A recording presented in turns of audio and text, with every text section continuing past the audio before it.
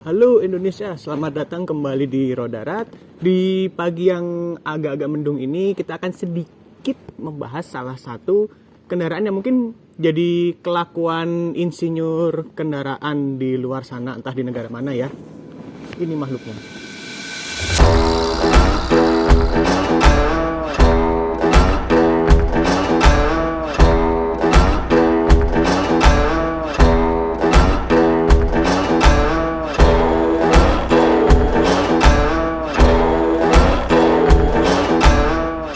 Ini adalah Saks Madas keluaran tahun 2000 sekian, dan mungkin percakapan yang terjadi di antara para insinyur itu adalah sebagai berikut.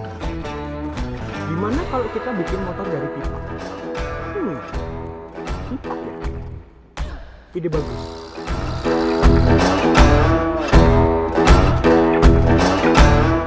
Lalu pipa. Ya sebenarnya ini pipa paralon sih, tapi bisa dibilang hampir-hampir mirip lah, sama-sama pipa. Pipa.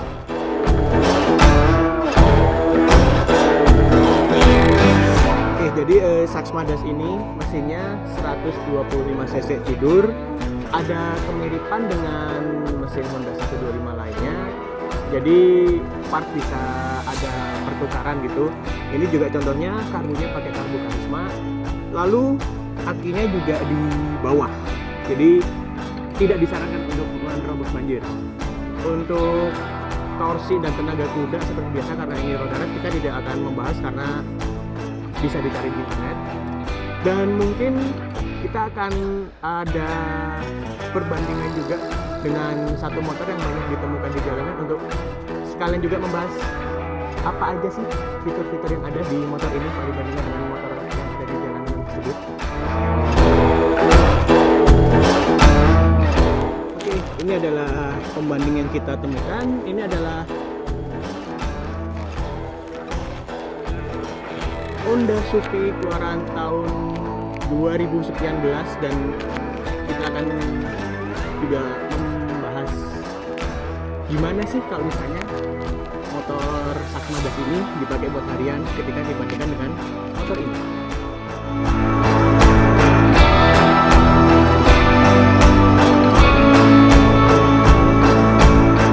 Untuk menyalakan motor ini sama-sama menggunakan kunci. Kalau untuk yang ini simple, tinggal masukkan aja.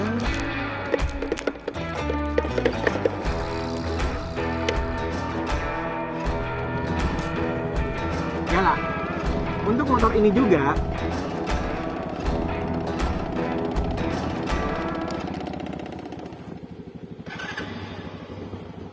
nyala juga. Jadi untuk operasional menyalakan itu sangatlah mudah dan praktis. Mungkin bedanya adalah kalau di motor ini posisi kuncinya itu bisa dengan mudah kita akses, sementara kalau untuk motor yang ini posisi kuncinya ada di sebelah sini. Jadi bisa ya mungkin nyangkut kalau misalnya kita off-road di hutan gitu. Jadi sebagai pengaman bisa menggunakan tali untuk dililitkan ke si setang. Aman.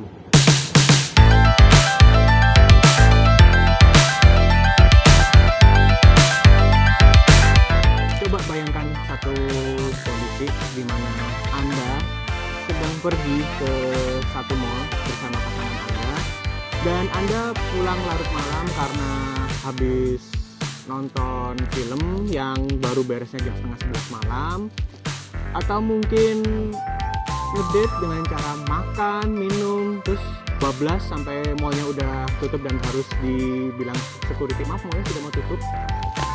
Dan di situ anda sekalian sudah pada teler ingin cepat pulang, tapi begitu nyampe parkiran ada banyak banget motor di sana. Gimana cara Anda menemukan motor Anda sekalian? Kalau dengan motor yang ini simple sih, ada fitur motornya bunyi kalau misalnya remote-nya dipencet. Tapi kalau dengan motor ini tidak perlu. Kenapa? Karena bentuknya sendiri udah aneh, jadi pasti langsung ketahuan gitu. Fitur dari desain yang tidak umum.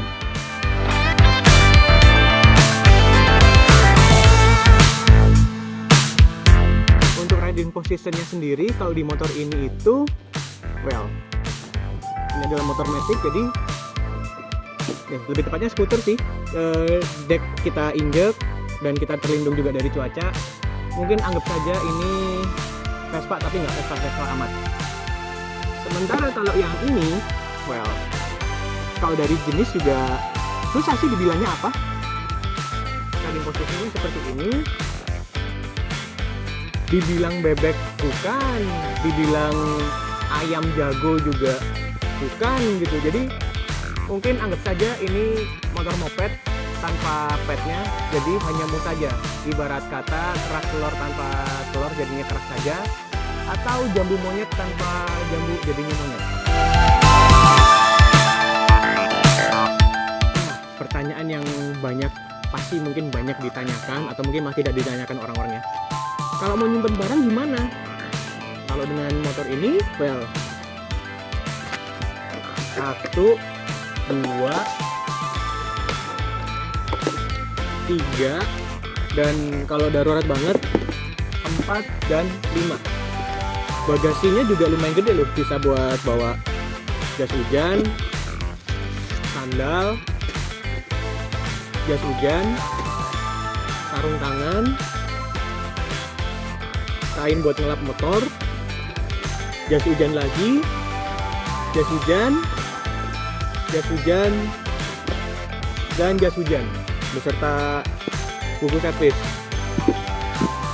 Dan ya buat bawa selain ini juga bisa, kayak misalnya bawa makanan, atau mungkin katakanlah ada yang menemukan kucing di pinggir jalan yang perlu diselamatkan, juga bisa dimasukkan ke sini, tapi jangan kelamaan nanti pakai kucingnya.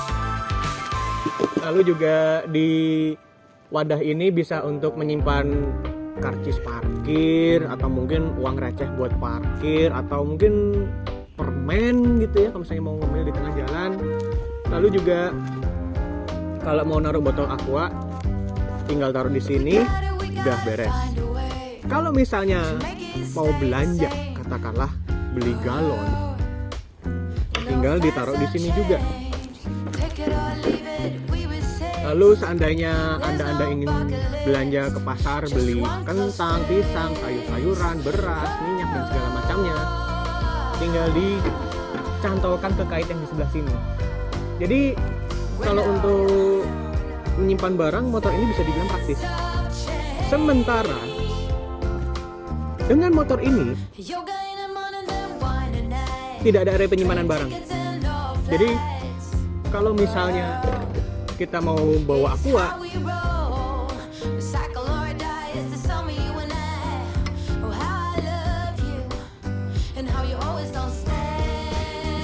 gitu.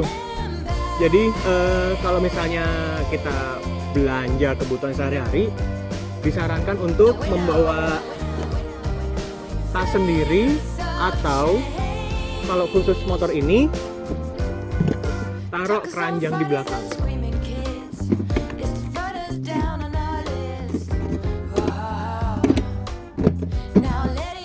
Jadilah motor tempur untuk pemakaian belanja. Dan jangan ditanya ya kalau misalnya bawa galon ya, kecuali Anda ingin atraksi memeluk galon sambil naik motor, bisa saja sih, tapi agak sedikit ribet dan bisa berbahaya. Jadi kalau misalnya kepepet, selalu pakai helm dan perhitungkan matang-matang. We just want to take it easy. We like it the way that we like it. Yes, we do. Kalau misalnya Anda sekalian mau burnout pakai motor ini,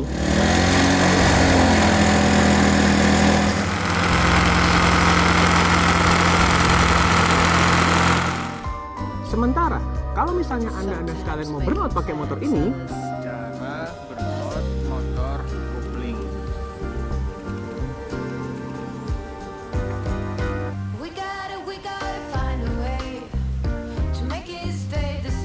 Oke.